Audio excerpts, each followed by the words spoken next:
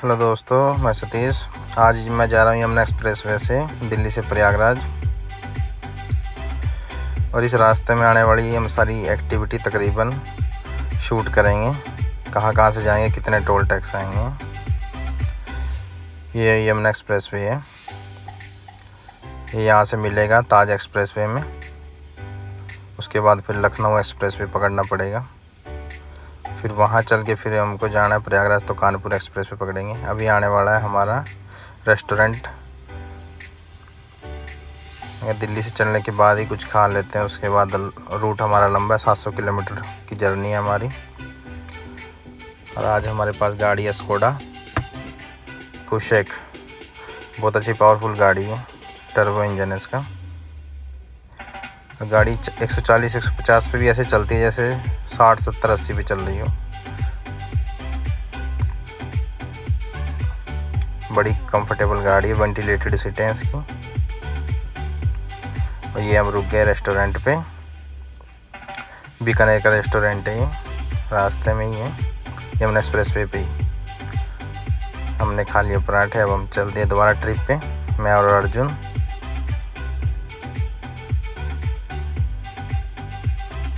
इस ट्रिप पे घूमने का एक मज़ा ही अलग है, रोड ट्रिप का तो। और मौसम बहुत ठंडा है, एसी चाहे ना चलाओ तब भी बहुत अच्छा मौसम है।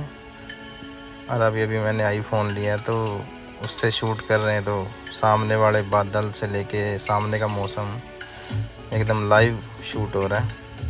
ये काफ़ी मज़ेदार है। गाड़ी हमारी 130, 140, 150 पे चल रही है इस रोड पे। पता नहीं चलता, रोड इतना अच्छा बना हुआ है ये। इस मामले में यूपी गवर्नमेंट ने काबिल तारीफ़ काम किया। पर यह है, अभी भी रोड पे कुछ ऐसी चीज़ें हैं जिन पे ध्यान देना चाहिए गवर्नमेंट को।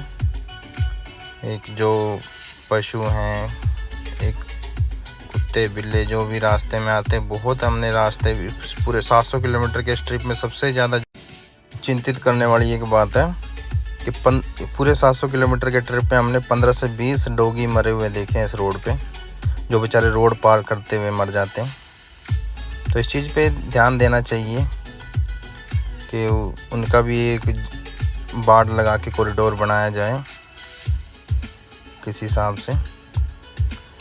रोड बहुत अच्छा है, और छुट्टी के दिनों में तो और ये खाली रहता है बहुत रोड।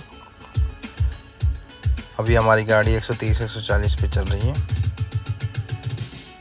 रोड बहुत बेहतरीन बना हुआ है। अभी हम अलीगढ़ के आसपास।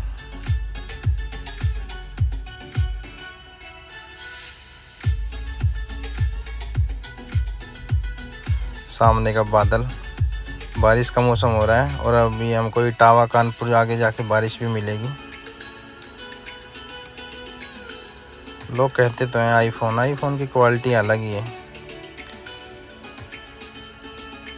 ये आ गया टोल टैक्स इस रोड पे कम से कम हमको भी 10 से 15 टोल टैक्स पड़े हैं प्रयागराज तक। हर 5 किलोमीटर 10 किलोमीटर पे कोई ना कोई टोल टैक्स है। पता नहीं, अलग अलग कंपनियां शायद रोड बनाती हैं, उस हिसाब से होता है। ये हम निकल लिए।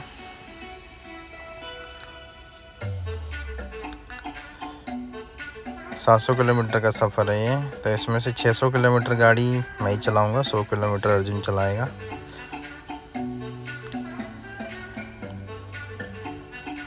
और इस 600 किलोमीटर की ट्रिप में मेरे को तो अभी महसूस नहीं हो रहा कि हाँ थकावट भी होगी, क्योंकि रोड बहुत साफ़ है, ट्रैफिक कहीं है नहीं। तो गाड़ी चलाने में भी अलग मज़ा है यहाँ।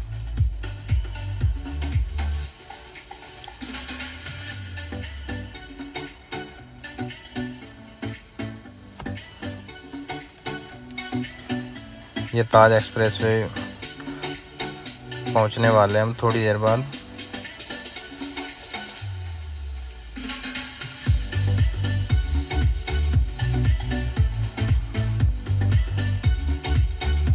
ये हमने सनरूफ खोल दिया गाड़ी का।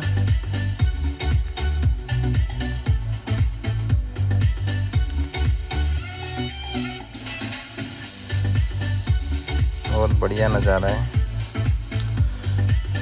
अब मेरे को दोबारा भी घूमने आना होगा तो मैं सोच रहा हूँ आगरा जाएंगे तो बाय रोड ही जाएंगे हम।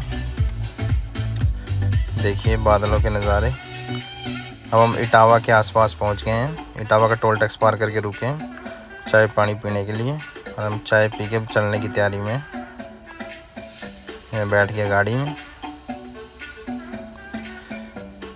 स्कोडा ने बहुत पावरफुल गाड़ी बनाई है। ये महंगी गाड़ियाँ हैं, लेकिन जब इनको चलाते हैं तो पता चलता कि प्लानिंग से डिज़ाइन करी हैं गाड़ियाँ स्कोडा ने।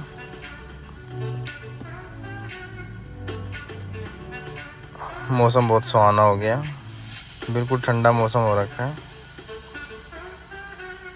अभी थोड़ी देर बाद बारिश आएगी। इटावा से आगे का एरिया है।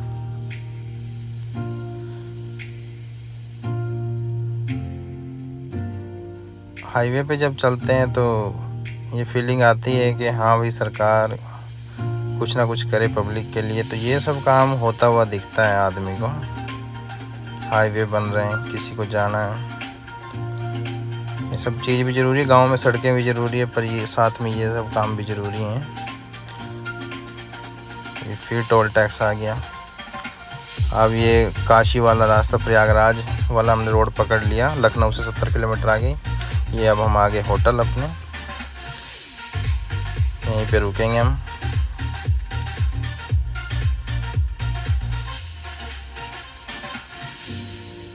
रेलवे का रेस्ट हाउस है। ये रात का हमने खाना खाया, आलू गोभी दाल मखनी। सुबह हम हो गए तैयार जाने के लिए, वंदे भारत पकड़ने के लिए अपनी।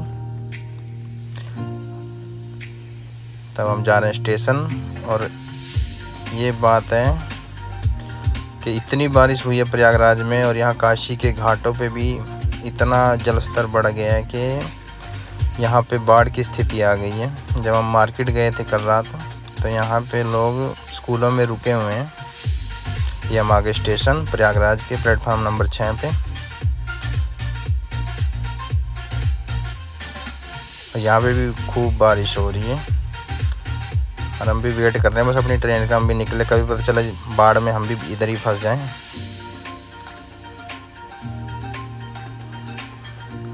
क्योंकि यहाँ बाढ़ की स्थिति बड़ी भयानक बनी हुई है। शेल्टर बने हुए हैं यहाँ पे। ये है वंदे भारत का अंदर का व्यू। सैफरोन वंदे भारत है ये, जो काशी से दिल्ली आती है। ये हम बैठ गए अपनी वंदे भारत एक्सप्रेस में, और अभी मैं कर रहा हूँ वेट सुबह के चाय नाश्ते का। ये चल पड़ी है गाड़ी। वंदे भारत की भी टॉप स्पीड 180 है।